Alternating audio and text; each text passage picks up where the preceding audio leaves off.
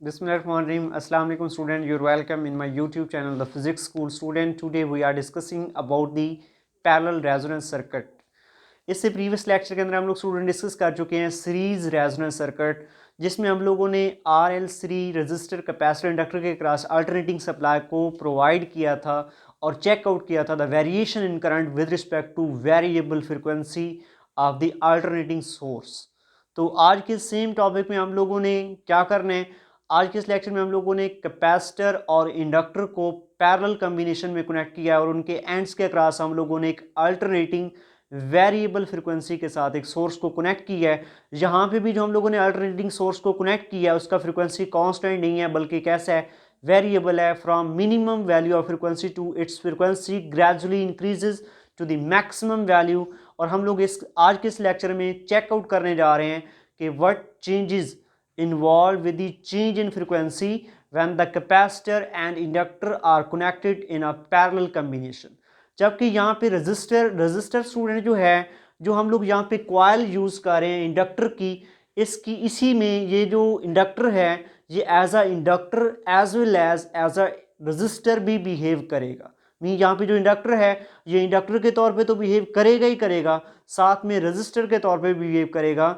ऐसे inductor market में available होते हैं और इसकी जो रेजिस्टेंस होगी स्टूडेंट इंडक्टर की, हम लोग लेट करेंगे वो निग्लिजिबल है या जिसकी वैल्यू कितनी है, स्मॉल आर के इक्वल है। तो आज के इस लेक्चर को स्टार्ट करने से पहले मैं आपको सजेस्ट करूंगा कि अगर आप लोगों ने इससे प्रीवियस लेक्चर जो कि सीरीज रेजोनेंस सर्किट पे था नहीं देखा, उसे सबसे पहले देखें, क्योंकि वो कंसेप्ट सबसे पहले आप लोग कैच करें और उसके बाद इस सर्किट को समझना आपके लिए इंतहाई आसान होगा।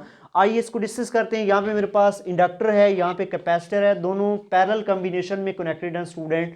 और इनके एंड्स के अक्रॉस हम लोगों ने एक अल्टरनेटिंग सोर्स ऑफ करंट को कनेक्ट किया है, जिसका फ्रिक्वेंसी कैसा है मैं ऑलरेडी बता चुका हूँ, जो कि वेरिएबल फ्रिक्वेंसी रखता है।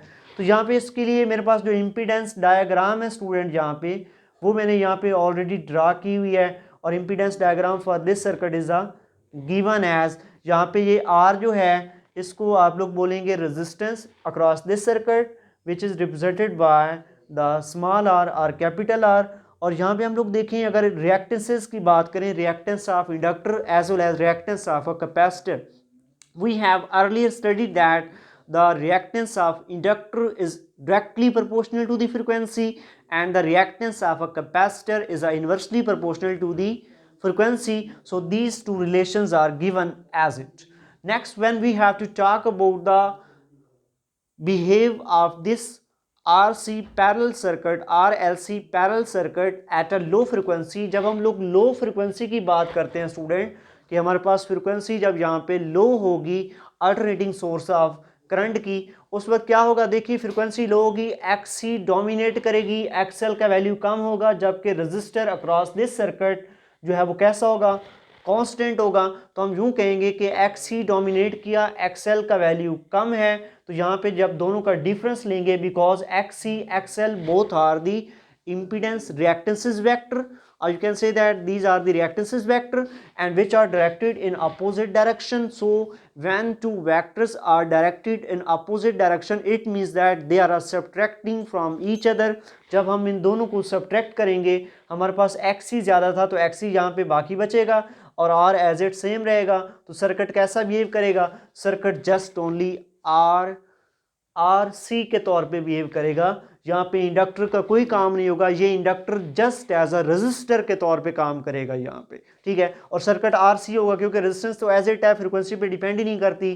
जबकि XC ग्रेटर थी लो फ्रीक्वेंसी पे, XL कम था, दोनों का डिफरेंस हुआ तो XC यहाँ पे रिमेनिंग बचा, सर्किट RC बच गया। ग्रेजुअली जैसे जैसे हम लोग फ्रिक्वेंसी को इंक्रीज करते हैं स्टूडेंट, तो होगा क्या, यहाँ पे XC का वैल्यू डिक्रीज करेगा, XL का वैल्यू इंक्रीज करेगा, रेजिस्टेंस सेम रहेगा। फिर से जब दोनों का डिफरेंस लेंगे तो XC का वैल्यू कम और रेजिस्टेंस यहाँ पे एज इट रहेगी। लेकिन एक बात मैं आपको यहाँ पे कैच करवाता चलूँ, जो यहाँ पे रिएक्टेंसेस हैं of a capacitor and inductor और रजिस्टर जो है, ये तीनों आपस में जब सीरीज में लगे हुए हैं, रजिस्टर जो इंडक्टर के तौर पे काम कर रहा है, इंडक्टर जो रजिस्टर के तौर पे काम कर रहा है, इंडक्टर और कैपेसिटर जो कि यहाँ पे पैरेलल लगे हुए हैं, सॉरी मैं सीरीज बोला, पैरेलल लगे हुए हैं। स्टूडेंट याद रखें, जब रिएक्टेंसेस ऑफ अ कैपेसिटर और इंडक्टर पैरेलल लगे हुए हैं, तो जो पैरेलल कॉम्बिनेशंस होते हैं उसमें जो टोटल इक्विवेलेंट रेजिस्टेंस होता है जिसे आप इम्पीडेंस बोल रहे हैं in case of AC circuits, impedance का जो वैल्यू है in case of a parallel combination would have a minimum, ठीक है। जो इम्पीडेंस टोटल इम्पीडेंस होगी पैरेलल कॉम्बिनेशन में उसकी जो वैल्यू होगी that would be a smaller as the any individual reactance of a capacitor और इंडक्टर।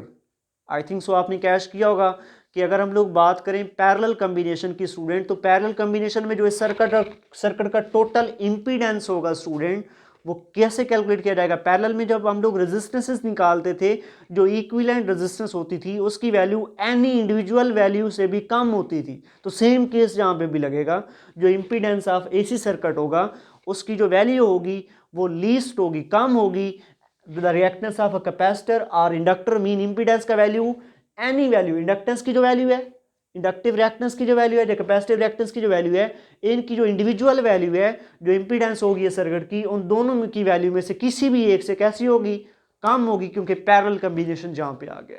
तो सेम जब हम लोगों ने लो फ्रिक्वेंसी पे बात की है, लो फ्रिक्वेंसी पे हमारे पास जो टोटल इंपीडेंस होगी सर्किट की वो आर और एक्सी होगी, और इसकी वैल्यू जो, क्योंकि ये दोनों सीरीज में लगे पैरेलल लगे हुए हैं स्टूडेंट, तो इसकी वैल्यू इंपीडेंस की वैल्यू कम होगी पैरेलल कॉम्बिनेशन में। इंपीडेंस ऑफ रिएक्टेंसेस का वैल्यू किसी भी एक वैल्यू से, किसी भी एक वैल्यू ऑफ रिएक्टेंस से कैसा होगा, टोटल इंपीडेंस किसी भी एक रिएक्टेंस की वैल्यू से कैसा होगा, लीस्ट होगा, कम होगा। तो इस केस में रेजिस्टेंस कम होगी, इंपीडेंस कम होगी, तो करंट जहाँ पे हमें कैसे देखने को मिलेगा, मैक्सिमम देखने को मिलेगा। जैसे जैसे फ्रिक्वेंसी को इंक्रीज करेंगे, ठीक है, तो हमारे पास एक्सी जो है वो डिक्रीज होता जाएगा, एक्सएल इंक्रीज होगा, लेकिन इंपीडेंस कैसा होगा, इंपीडेंस ओवरऑल इंक्रीज करेगा स्टूडेंट। इंपीडेंस सर्किट जो है वो इंक्रीज करता चला जाएगा, वो इस तरह से कि चूंकि जो रिएक्टेंस थी इनिशियली देखें ज़्यादा थी, रेजिस्टेंस तो सेम रहनी है, रिएक्टेंस ज़्यादा थी, ठीक है, रिएक्टेंस का वैल्यू ज़्यादा था, अब रिएक्टेंस का वैल्यू कम हुआ,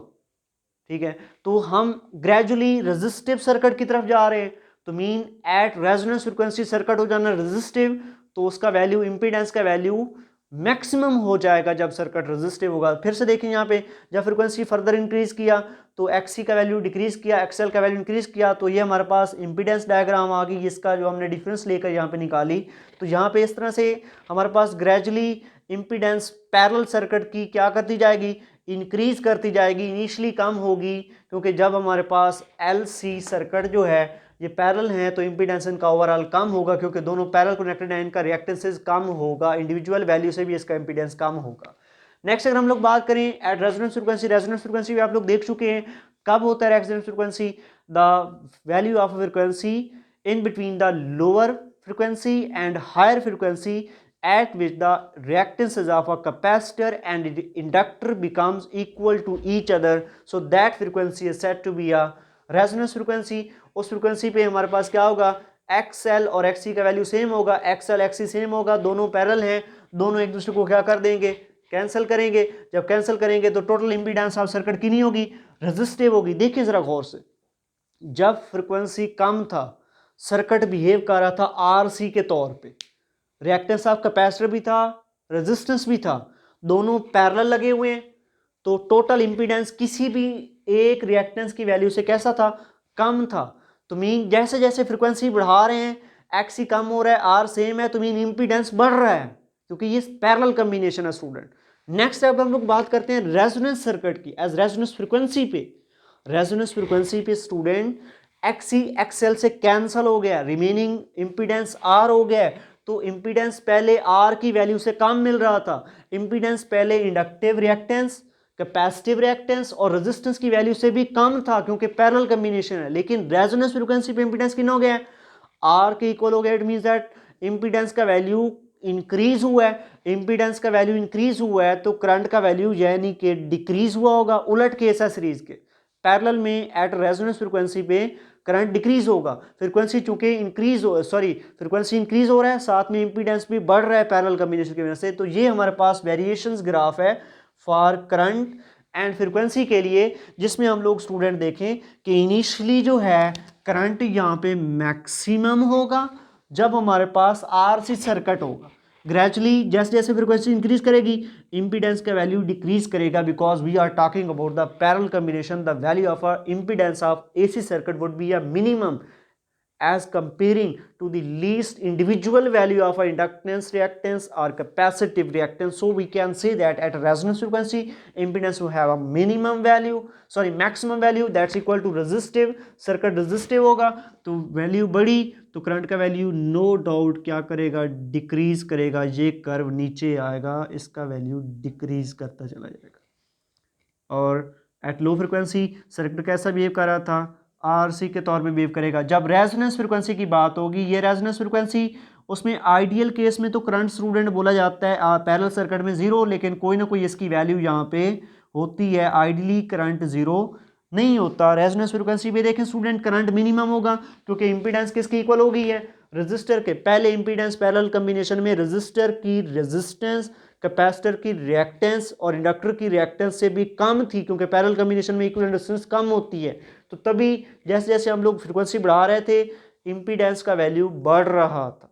ठीक है, इंपीडेंस का वैल्यू बढ़ रहा था क्योंकि एक्सी कम हो रहा था, सर्किट सिर्फ रजिस्टर की तरफ जा रहा था। देखिए यहाँ पे रिएक्टेंस का वैल्यू ज़्यादा है, यहाँ पे और कम हुआ है, यहाँ पे और कम हुआ है और यहाँ पे बिल्कुल जीरो हो गए। मीन सर्किट ऐसा जैसे जैसे फ्रिक्वेंसी बढ़ा रहे हैं रेजिस्टिव सर्किट की तरफ जा रहा है तो टोटल इंपीडेंस आर के इक्वल है इंपीडेंस मैक्सिमम, करंट जहाँ पे मिनिमम हो जाएगा।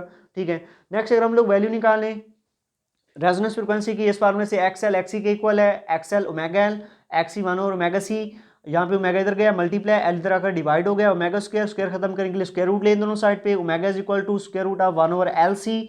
तो यहाँ से ओमेगा का वैल्यू पुट करें 2 pi into F R stand for resonance frequency which is equal to 1 over omega C 1 over L C whole power under root, और यहाँ पे एफ आर यही रहा 2 पाई मल्टीप्लाई और इधर जाकर डिवाइड हुआ, F R is equal to 1 over 2 pi over square root of LC. This is the expression for the resonance frequency for parallel circuit.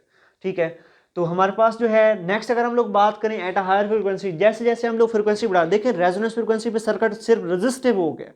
यहाँ पे सर्किट आरसी है, यहाँ पे सर्किट कैसा हो गया, रेजोनेंस पे रेजिस्टिव सर्किट है, सिर्फ रेजिस्टिव सर्किट है स्टूडेंट। और सर्किट रेजिस्टिव है तो करंट मिनिमम है क्योंकि अब रेजिस्टेंस ज़्यादा हो गई है सर्किट की पैरेलल की। नेक्स्ट अगर हम लोग बात करें फ्रीक्वेंसी जैसे बढ़ाते हैं मजीद after the resonance frequency XL का वैल्यू इंक्रीज करता है। ठीक है, या फिर यूं कह रहे हैं कि रेजोनेंस फ्रीक्वेंसी से पहले सर्किट था आर सी, यहाँ पे जो इसकी रेजिस्टेंस है स्मॉल आर इंडक्टर की, सर्किट इंडक्टर स्किप हो गया था बिफोर रेजोनेंस, सर्किट था आर सी, दोनों पैरेलल हैं, दोनों की रिएक्टेंसेस जो है टोटल इंपीडेंस का वैल्यू कम होगा। जैसे जैसे सर्किट जो है सिर्फ रेजिस्टिव बनने जा रहा है, रेजोनेंस पे सर्किट ने रेजिस्टिव हो जाना है, कैपेसिटर ने भी स्किप हो जाना है। ठीक है, तो उस वक्त जो है करंट मिनिमम हो गया क्योंकि इंपीडेंस मैक्सिमम हो गया। ठीक है, लेकिन जैसे जैसे फ्रीक्वेंसी फिर से बढ़ा रहे हैं तो फिर क्या हो रहा है, फ्रीक्वेंसी जैसे जैसे फर्दर इंक्रीज कर रहे हैं एक्सएल का वैल्यू इंक्रीज करेगा, एक्सी का वैल्यू डिक्रीज करेगा। एक्सएल इंक्रीज करेगा तो रेजोनेंस पे सर्किट था रेजिस्टिव, आफ्टर द रेजोनेंस जो है हमारे पास इंडक्टर फिर से ऐड हो गया सर्किट में, एक्सएल बढ़ गया, दोनों का डिफरेंस किया, एक्सएल अब है आर के साथ। अब इंपीडेंस देखें, पहले रेजोनेंस पे सिर्फ आर थी, अब आर के साथ something XL, mean inductor active हो गया, फिर से पैरेलल कॉम्बिनेशन में अब इंडक्टर भी एक्टिव है और रेजिस्टर भी एक्टिव है।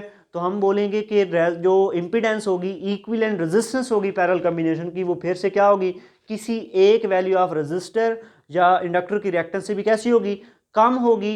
It means that after the resonance frequency impedance further कम होने जा रही है तो करंट ग्रेजुअली इंक्रीज करेगा। तो ये देखें करंट ग्रेजुअली इंक्रीज करेगा स्टूडेंट, ये ग्राफ ऊपर जाएगा, करंट इंक्रीज करेगा। फिर से देखें फर्दर फ्रीक्वेंसी इंक्रीज की, एक्सएल का वैल्यू मजीद बढ़ा इसकी निस्बत, और एक्स सी जो था स्टूडेंट वो फर्दर कम हुआ, एक्सएल बढ़ा। तो ये इसका रिजल्टेंट मैंने दोनों का डिफरेंस लेके ये डायग्राम ड्रा किया, एक्सएल बढ़ा, एक्सएल मजीद बढ़ा, आर फिर से सर्किट पैरेलल हो गया, पैरेलल सर्किट में इंपीडेंस मजीद कम हुई तो करंट मजीद यहाँ पे इंक्रीज हुआ, ये करंट फर्दर इंक्रीज करेगा। ठीक है, मजीद फ्रिक्वेंसी इंक्रीज की, एक्सएल डोमिनेट करेगा, एक्सी का वैल्यू कम होगा, रिजल्टेंट दोनों का एक्सएल एक्सी डिफरेंस जो होगा एक्सएल इंटू आर होगा, सर्किट फिर से एक्सएल हो गया, एक्सएल इंटू आर हो गया, mean inductor resistive circuit active हो गया है। तो उस केस में हम लोग क्या नाम देंगे, उस केस में हम लोग नाम देंगे इंपीडेंस कम हो गया है तो करंट का वैल्यू कितना हो जाएगा, दोबारा से मैक्सिमम हो जाएगा। तो ये हमारे पास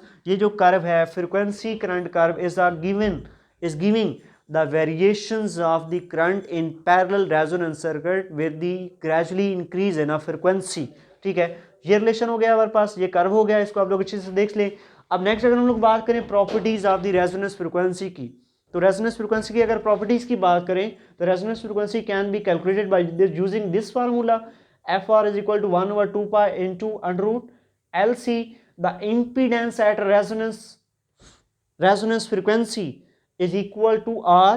रेजिस्टिव रेजोनेंस फ्रीक्वेंसी पे सेकंड कैरेक्टरिस्टिक की बात करें तो वो R के इक्वल होगी जो इंपीडेंस होगी। So it is maximum parallel combination में रेजोनेंस फ्रीक्वेंसी पे जो इंपीडेंस होगी सर्किट की वो R के इक्वल होगी और वो मैक्सिमम होगी। So the current and voltage are in phase because at resonance circuit is a resistive, impedance is equal to R, it means that circuit is resistive, so the current and voltage in case of a resistor circuit are in phase. Phase difference is equal to 0. When phase difference is equal to 0, you can say that the angle between V and I is equal to 0, so the power factor cos theta 0, cos 0 is equal to 1, so we can say that at in resonance frequency the power factor is equal to 1. Power factor इस case में 1 था, previous lecture के अंदर भी resonance frequency पे power factor कितना था 1 के इक्वल था। नेक्स्ट थर्ड कैरेक्टरिस्टिक जो है रेजोनेंस फ्रीक्वेंसी की, at resonance frequency the impedance of a circuit, maximum impedance offer by the circuit that's equal to R. Circuit maximum impedance offer करेगा in case of a parallel combination, ठीक है। Next अगर हम लोग बात करें the current flowing through the parallel resonance circuit at resonance frequency has a minimum value. इसकी value कितनी होगी मिनिमम। आइडियल केस में बोला जाता है ये 0 के इक्वल होता है, लेकिन एक्चुअली ये 0 के इक्वल नहीं होता, इसकी कोई ना कोई लीस्ट वैल्यू स्टूडेंट एग्जिस्ट करती है जिसको आप लोग V/R के एक्सप्रेशन से आप लोग कैलकुलेट कर सकते हैं। नेक्स्ट अगर हम लोग फिफ्थ कैरेक्टरिस्टिक की बात करें at resonance frequency similar to previous topic, ठीक है, सेम उसी तरह से at a resonance frequency the current through a inductor and current through a capacitor may have a large value than the source current. जो capacitor और inductor के across current होगा, क्योंकि पोटेंशियल ड्रॉप पैरेलल कॉम्बिनेशन में inductor capacitor resistor के across same होगा, ठीक है, तो करंट क्या होगा डिफरेंट होगा, पैरेलल कॉम्बिनेशन में करंट डिफरेंट होता है, तो हम बोलेंगे फिफ्थ कैरेक्टरिस्टिक जो है the current through a capacitor inductor have a greater value than the source current. तो ये हमारा आज का लेक्चर था स्टूडेंट, जिसमें हम लोगों ने समझने की कोशिश की अगर एलसी सर्किट हमारे पास पैरेलल कॉम्बिनेशन में हो, इंडक्टर को हमने एज एन इंडक्टर भी यूज़ किया है, एज अ रजिस्टर भी यूज़ किया उसी को। इसमें आप लोगों ने सिंपली ये कंसेप्ट कैश करना है कि ये कैपेसिटर इंडक्टर रजिस्टर पैरेलल लगे हुए हैं, और जब हम लोग इनकी टोटल इंपीडेंस निकालेंगे सर्किट की, चूंकि पैरेलल सर्किट में जब हम लोग इक्विवेलेंट रेजिस्टेंस फाइंड करते हैं तो उसकी जो वैल्यू होती है किसी भी इंडिविजुअल वैल्यू से, किसी भी इंडिविजुअल रेजिस्टेंस की वैल्यू से भी कम होती है, तो वही ये सेम कंसेप्ट है। लो फ्रिक्वेंसी पे सर्किट आरसी होगा, हमारे पास सर्किट आरसी होगा, मीन इंडक्टर स्किप है लेकिन पैरेलल कॉम्बिनेशन एग्जिस्ट तो कर रहा है, आर और सी एक्टिव हैं, तो इंपीडेंस का वैल्यू कम होगा, लेकिन जैसे जैसे फ्रिक्वेंसी बढ़ाएंगे एक्सी का वैल्यू कम, एक्सएल का वैल्यू बढ़ता जाएगा। हम मीन रेजिस्टिव सर्किट की तरफ जाएंगे क्योंकि रेजोनेंस फ्रिक्वेंसी पे रेजिस्टिव सर्किट हो जाना है, मीन सर्किट सीरीज बन जाना है। उस वक्त जब रेजोनेंस फ्रिक्वेंसी की बात करेंगे जी आर के इक्वल है, मीन सर्किट सीरीज बन गए। पैरेलल कॉम्बिनेशन जब खत्म हो जाएगा तो जो इक्विवेलेंट रेजिस्टेंस या इंपीडेंस ऑफ सर्किट होगी उसका वैल्यू आर के इक्वल होगा, जो कि पहले पैरेलल कॉम्बिनेशन में आर से भी कम आ रहा था, अब आर के इक्वल है तो इंपीडेंस बढ़ गया, तो मीन करंट का वैल्यू कम हो जाएगा। तो इट मीन्स दैट जैसे जैसे फ्रिक्वेंसी बढ़ाएंगे from lower frequency to maximum frequency up to the resonance frequency, current maximum से ग्रेजुअली डिक्रीज करेगा, रेजोनेंस पे मिनिमम, आइडियल केस में 0, लेकिन फर्दर जब फ्रिक्वेंसी का इंक्रीज करवाएंगे हाई फ्रिक्वेंसी पे, तो रेजोनेंस के बाद जब हम इंक्रीज करवाएंगे होगा क्या, सर्किट में दोबारा से इंडक्टर ऐड हो जाएगा, सर्किट आरएल के तौर पे एक्ट करेगा, यहाँ पे मैं लिख देता हूँ आरएल के तौर पे एक्ट करेगा, आरएल के तौर पे एक्ट करेगा तो दोबारा से पैरेलल कॉम्बिनेशन बहाल हो गया है, तो इंपीडेंस दोबारा से कम होगी, तो करंट ग्रेजुअली क्या करेगा इंक्रीज करेगा। और साथ में इसकी करैक्टरिस्टिक है, इसके साथ ही अल्लाह हाफिज़, अपना बहुत ज़्यादा ख्याल रखिए।